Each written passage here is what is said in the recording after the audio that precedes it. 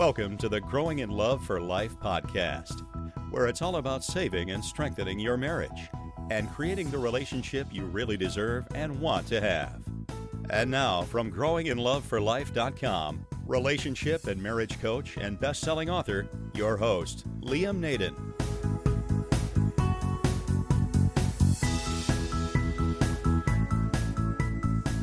This is episode 21 of the Growing in Love for Life podcast.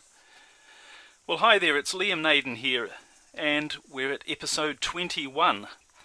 Hard to believe, really, but this week again I've got some more ideas for you to really help you and to help all the people out there who are struggling with your marriage, and particularly if you're facing divorce or separation.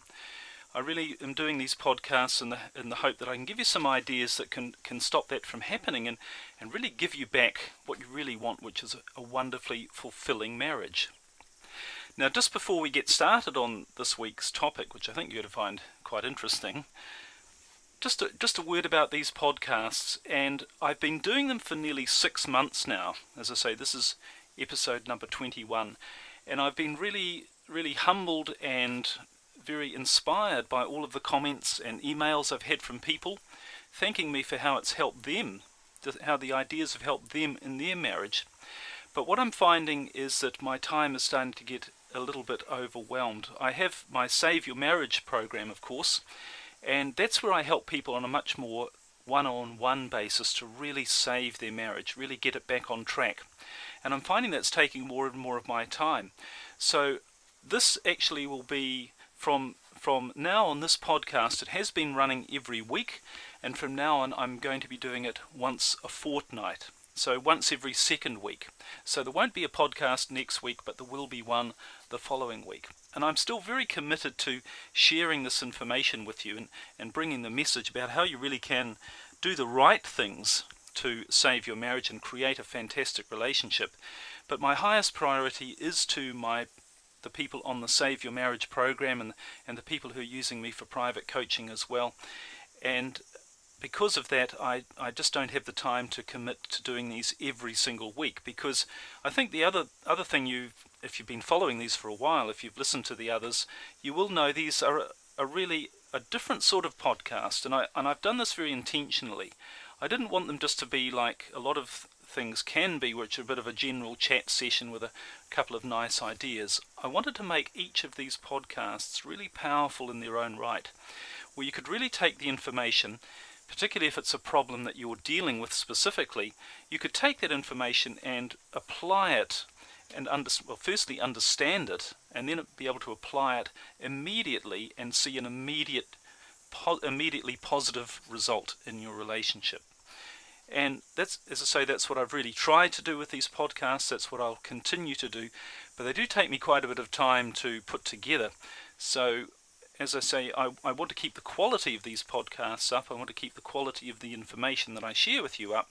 So, because of my other commitments in my private coaching and in my Save Your Marriage program, this will be going down to once every 2 weeks instead of once a week.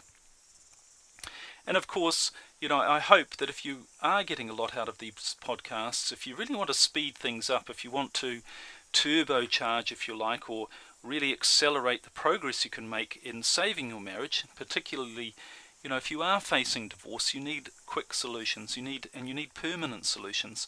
And that's what my Save Your Marriage program is all about. It's really, really powerful to get you right on track quickly, get your relationship working again.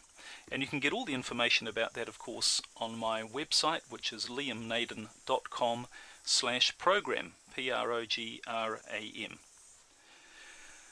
All right, so let's get started with this week's topic, and I've called it The One Thing Worth Saving More Than Your Marriage, and how you can use it to save your marriage too.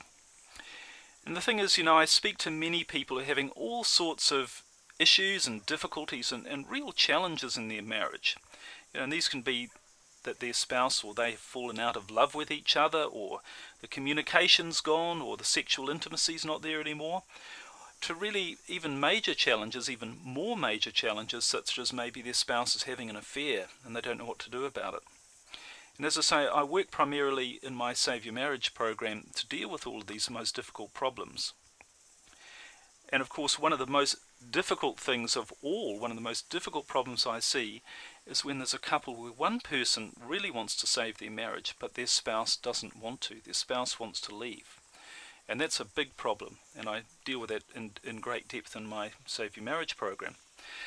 But one of the most common things I see when I'm working with people, and when I see people who are trying to save their marriage, one of the most common things I see is they lose sight of themselves. And this is really interesting because I would say that probably in nearly every situation that I've dealt with, and certainly the more desperate the situation, the more likely a couple is to be splitting up. So the more extreme, you like, of the situation, the more I see this, and that is there's a person trying to hang on to their marriage. They're trying to repair it, and the way they're trying to do that is to make their spouse happy. And they're thinking, well, if I can just make them happy, they'll want to be with me, and it'll be like old times again, and everything will be fine, all our problems will be solved. And of course, that is true. And I've talked about this in previous podcasts, that if you want your spouse to stay with you, if you want to rebuild your marriage, then you've got to be attractive to your spouse. You've got to meet their emotional needs, and you've got to get them to want to stay with you and to do what it takes to create a great marriage with you. And you've got to make them want to feel good being around you. And all of that is going to go a long way to bringing harmony and love back into your marriage. But that's only part of the story. And unfortunately, the problem is, and what I see, as I say, with nearly everybody who's desperately trying to save their marriage, is they put all of their focus on pleasing their spouse and none of the focus on pleasing themselves. So what they're really doing is they're putting all their own needs last. And this is especially true of women, of wives, dare I say it. And I talk to a lot, and I work with women who are, as I say, their husband wants to leave, they see their marriage ending, and they put everyone before themselves. They put their children before them, they put their spouse, their husband before them. They're trying to make them all happy. And the problem is that in the process, they are becoming miserable. And the truth is, anyway, that it doesn't work. Because if you're in the situation where you're trying to save your marriage by making your spouse happy, in other words, happy about you and happy about your marriage, then you're missing out on one important component, and that's about making yourself happy. And that's what I'm going to talk about in this podcast, and I think you'll find it interesting and useful. Because the reality is that if you put your spouse's needs and wants ahead of yours, there are two very negative consequences that has, and neither of these are going to help your relationship, and in fact they're going to make things worse.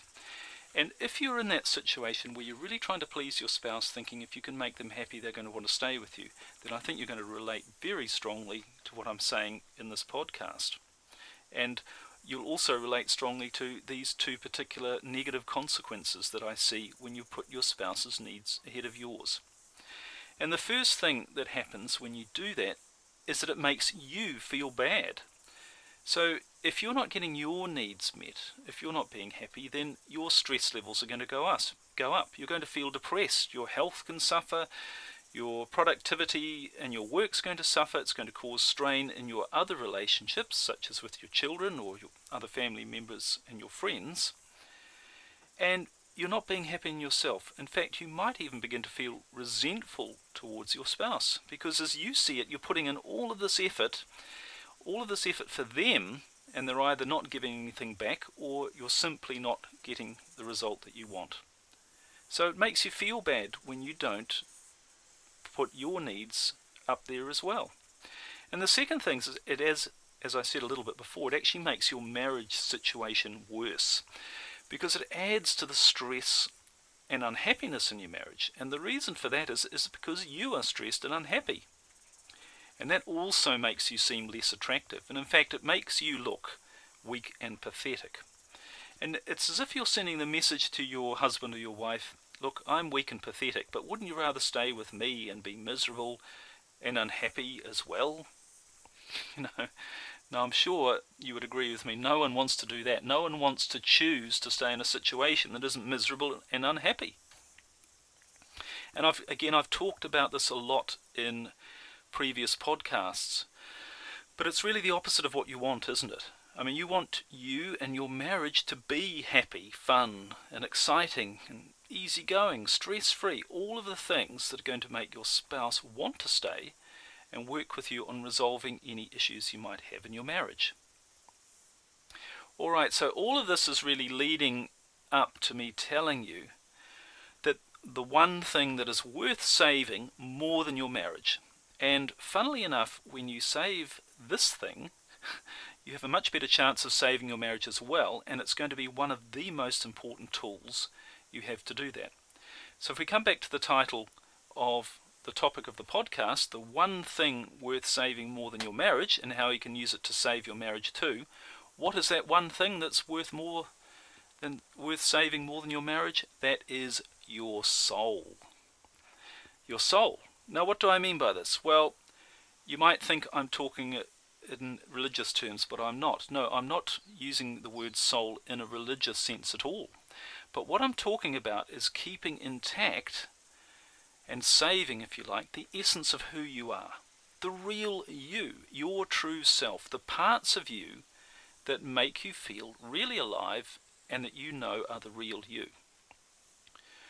So that's about being who you are. So what does it mean to be who you really are? What does it look like, if you like? Well, first off, it means that you're doing the things that you really love to do. You're spending your life, your time, in enjoyment of things that you love to do. That's really important. When you're doing that, you are being yourself. Secondly, it's being able to say how you feel and what you want without fear of being criticized. Now, it doesn't mean that, of course, you won't be criticized, because you might be. And again, I see this all the time when somebody steps out in a relationship and they want to be themselves and do something. Their partner doesn't like it and they criticize them for it. So it doesn't mean that you're not going to be criticized, because you probably will be, or you could be, but it means you don't have a fear of it. So it means you're confident to express yourself and tell people, particularly your spouse, how you feel, how you really feel. And you realize that anyone's reaction to that is their own concern and responsibility. It's not your responsibility. So in a nutshell, what we're really talking about when we say you're being yourself is you're doing the things and thinking the thoughts that make you happy. And again, I've talked about this in a previous podcast, of one of the very early ones, I think. But, I think being happy is surely the purpose of our life. And funnily enough, being happy is also the key to saving your marriage. And that's what we're going to talk about a little bit later.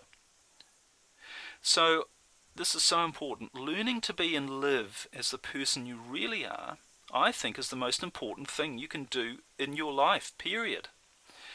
And when you start to see what the benefits of being yourself are and learning about yourself, you'll see that it's not only the best gift you can give to the people who are most important to you, and that includes your spouse, but it's the way to transform your life and your marriage and the lives of everyone else around you. And the funny thing is, and seems the opposite of what we might think, but ironically, the funny thing is that by focusing on making yourself happy, and I mean that in the right way, of course, but by focusing on making yourself happy, you're not being selfish. In fact, it's the most unselfish thing you can do. And again, I'll go into a bit more detail about why that is later. But it really, really is that important. Alright, so let's look a bit more at some of the benefits of saving your soul, if you like, of being yourself, of being who you really are and trying to be happy and focusing on your own happiness.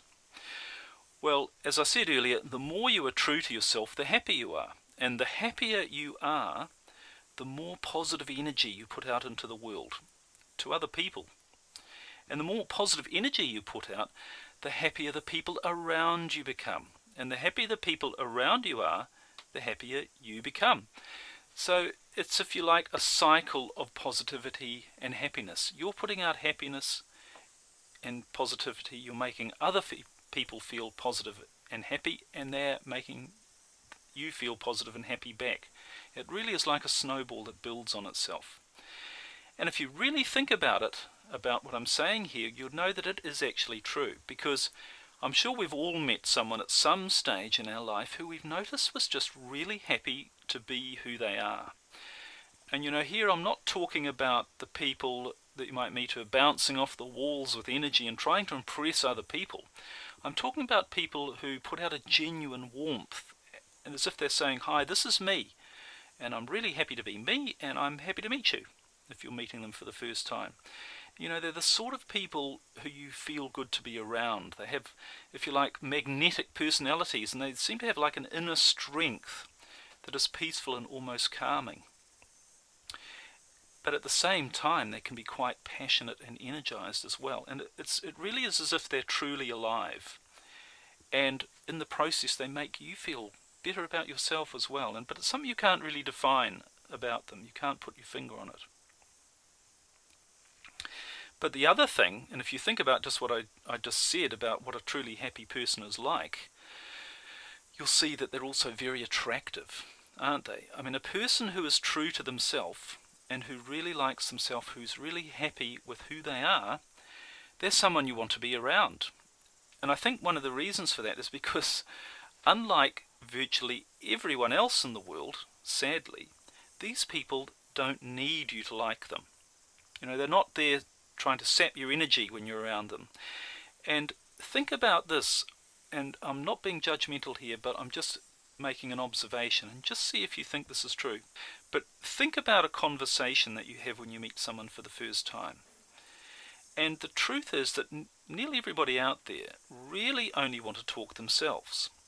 And we think we're having a conversation with somebody, but most people just want to get their knowledge out there. They want to get their point of view across. They're not really listening to what the other person says. And it's all coming from a place of, hey, there are things that and this is the honest underlying truth, I think. It's as if people are saying, hey, there are things about myself I don't really like, but if I can get you to like me, then maybe I'll like myself better. So it's as if we use other people, we try to impress other people. And this is very subtle and very subconscious, but we use our interaction with other people to want to feel better about ourselves. And the truth is it doesn't really work, does it? Because we don't really connect overly with people who talk more about themselves and who are interested in their point of view but we do connect with people who are interested in us. And we find those very interesting people to deal with. So this is so important, because when you're happy, you display attractive qualities to other people. When you're happy, you're more energized, you're more passionate, you're excited about your life, you're positive, you're optimistic. But you're also more easygoing because you've got more certainty about your life. You have goals, you know where you're going, you have fewer fears, and you know you don't need anything else to be happy, because you are happy just being yourself. And I think this is one of the absolute keys to a successful life, is just being happy with who you are.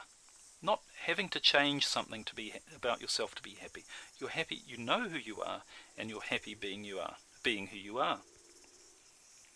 So this is so important, and these are all the benefits of putting yourself first and saving your soul. Now all of this, let's relate this now to your marriage situation, because you're probably thinking, and I'm sure I'll get some emails from people, if I'd ended it there, I'm sure I'd get some emails from people who'd say, well, look, all this is very well, but how can I be happy? How can I focus on myself? How can I really be happy when I've got a terrible marriage situation? My spouse wants to leave, they're having an affair, we're miserable together, I don't know what to do, I'm stressed, I'm in pain, and you're just saying to me, be happy? Well, I've got a few ideas on how you can be happy a little later on, but first of all, I just want to say that when you are happy, when you are being yourself, and when you're trying to meet your own needs, all of this actually has a very interesting effect on your marriage. And it's a very positive effect. And in my private coaching and in my Save Your Marriage program, this is one of the things we go into, is to how to actually use this to bring your spouse, your partner, back to you through you being happy. But when you're happy, you're actually showing more of the real you. aren't you? You are being yourself. And the funny thing is, by doing that, you become a lot more attractive to your spouse. I mean, for one thing, you become more of the person who they originally fell in love with and married. And after all, at the time when you met your spouse, you probably, and certainly maybe when you got married as well, you were probably a lot happier than you are now. So that was the person they fell in love with. That was the person they committed to spending their life with. And that's the person you need to be again. And remember, I've talked about this in previous podcasts, but so much of the time what happens when we have problems in our marriage is that we become unhappy. And so we stop doing and thinking the things that make us happy and make us who we are, and the things that made us attractive to our spouse in the first place. And that's one of the main reasons why the attraction just dies between us and our spouse. Because when you're happy, you make your marriage better to be around for your spouse as well, don't you? I mean, you're more relaxed. When you're more relaxed, you're more fun, you're more easygoing, passionate, focused, creative, positive. I mean, these are all of the things that everyone likes to have in their life and in their husband or wife as well. So if you're that sort of person, you're going to be likely to spend more time and better quality time together with your spouse, and you're going to have better communication, and you're going to have more intimacy and less focus on your problems. So all of these are positive effects from you being happy with yourself. And it is a bit of a chicken and egg thing, which comes first, because you might say, well, when things are going well in my marriage, then I'll be happy. But no, the real secret is to say, when I'm happy, that's when I can get things going well in my marriage. All right, so how do you do it? How do you be yourself and literally save your soul so that you can be happy and therefore attract more happiness into your life and into your marriage? And especially when you're feeling lousy, stressed, and going through the pain of watching your marriage situation only getting worse. How do you do that? Well, here's a few ideas on what you can do. Now, the first thing is, look at what's stopping you from being your true self. Now, this is going to take a little bit of thinking on your part, but ask yourself, what's stopping me from being my true self? So what fears do you have about simply being true to your own feelings, being true to your own needs, and to the things, and doing the things that you know will make you happy? And this is a really big question, but it's vital to ask yourself this question, and just to say, look, what's stopping me from simply being and doing what I want to do? You know, are you afraid that your spouse or even your children or other people, are you afraid they might ridicule you or laugh at you, maybe make fun of you? Are you afraid they might be upset by it, you being and doing what you want to do?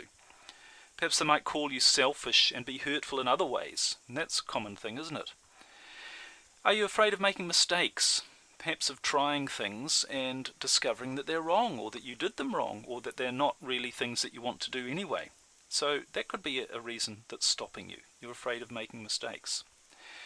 And these are very much bound up with our fears. I think that's the main reason why we don't do anything, including be ourselves and try to be happy, is because we have fears about doing that. And so you need to think about all of these things that are stopping you from being yourself and being happy, and come up with a bit of a list. Do a bit of a brainstorm on yourself and really think about it, and look at each of the things that you come up with and ask yourself, is this really worth sacrificing my happiness for? And if it's something that hasn't happened yet, in other words, a fear of being criticized or ridiculed, just say, well, how likely is it to happen anyway? So for instance, just say that you are afraid that your husband or wife is going to criticize you and not be happy about you doing something that you want to do. Well, maybe, have you ever thought that they might even love to see you enjoying yourself and being happy? You might get a different reaction to what you think you're going to get, and you're not going to know until you actually try it. And even if they don't approve of what you do, or if they do criticize, maybe you need to think about that, because that raises some other questions for you, which are a little bit beyond the scope of this podcast, but they're going to raise other questions and get you thinking about why you're really in the marriage you're in the first place. So that's the first thing, is to look at what's stopping you from being your true self, what fears you have that are stopping you. And the second thing to do is to discover, or in fact even rediscover, what it is you really love to do anyway. What makes you really, really happy?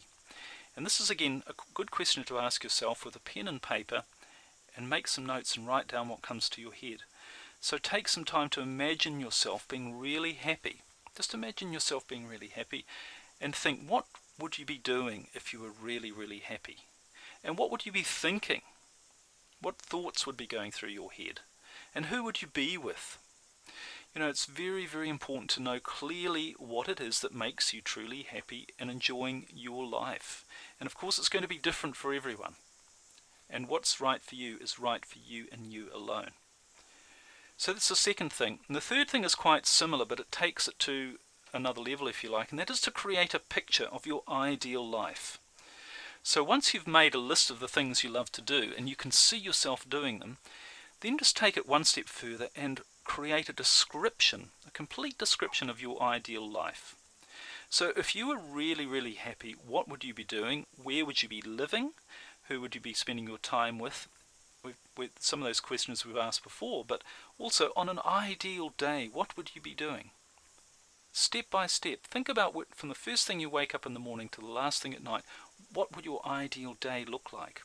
So this is about creating a picture of your ideal life, and it's really, really important. Okay, the next thing you can do, and this is one of the most important really, is to know that people's reactions to who you are and to what you do have got nothing whatsoever to do with you. It's all about them. It's their life, and their life including how they choose to feel. It's all their responsibility. It's not your responsibility. And the truth is, you can never make anyone else happy. They are the only one who can make themselves happy. Just as you are actually the only one who can make yourself happy. And this again, I think, is one of the real truths of life, if you like, that you can't make anyone else happy. And so much of us, we spend our time trying to make other people happy, and we just never, never will. So don't allow yourself to be made to feel guilty for being yourself, because other people, it's their responsibility, their reaction, not yours. And if other people have a negative reaction to who you really are, or to what you do to make or think to be happy, realize it's their problem, it's not your problem. Okay. And the next thing is to know on a deep level that you are the person you're supposed to be. You have unique talents, you've got unique abilities and qualities. You're not like anyone else. You're you. So be you. That's what you're here for, is to be you. If you look at any creature on the planet, all they are is themselves. So you be you. Don't be anyone else. You don't need to be anyone else. You just need to be you. And give the gift of the real you to yourself. And if you do that, you're also going to give that gift to everyone else around you. And I really believe that's what we're here for. We're here to be our true self and to share that gift with other people around us. As I've said several times in the past, whatever you focus on in your life, you're going to get more of. So if you want more happiness, you've got to focus on being happy and trying to create it. And there's some of the ways that you can do that. And the truth is that you're only really happy when you're being yourself anyway. And I think that's the true meaning of the phrase that comes from the Bible, actually, where it says, "What does it profit a man if he gains the whole world, yet loses his soul?" Because the truth is, there is nothing else but your soul. That's the one thing you want to hang on to, because it's the one thing that's real. And by being yourself, you are going to have a positive effect on your marriage. If of course, the person who married you for the real you. And if they don't love you for who you are, then, as I said a bit earlier, I think you should really question whether the relationship you're in is right for you or not. But I've really seen great things happen when people stop trying to please their spouse by putting themselves down, and when they start to live as the person they truly are. So try the things I've suggested here, and just see if they don't create a shift in your marriage as well. Okay, so that's really about it for this week. I hope you found the information useful. Remember, if you'd really like a quicker way and an easier way to get your marriage back on track, I'd love you to consider joining my Save Your Marriage Relationship Transformation Program. And this is something I've put together. We're having great results for people, and it's very, very heartening and exciting actually. But it's a step-by-step plan, and it's going to show you exactly how your marriage works, what's not working, why it's not working, and most importantly, what to do to create a loving marriage again. And you can get all the information about that at the website liamnaden.com/program. So have a look at that, make the decision that's going to transform your marriage and get it back to where you really want it to be. And remember, we're now going down to once a fortnight for these podcasts, so I will talk to you again, if not before, in a couple of weeks. Thanks for listening. All the best, and I wish you the only sort of marriage worth having, and that's a great one. Bye for now.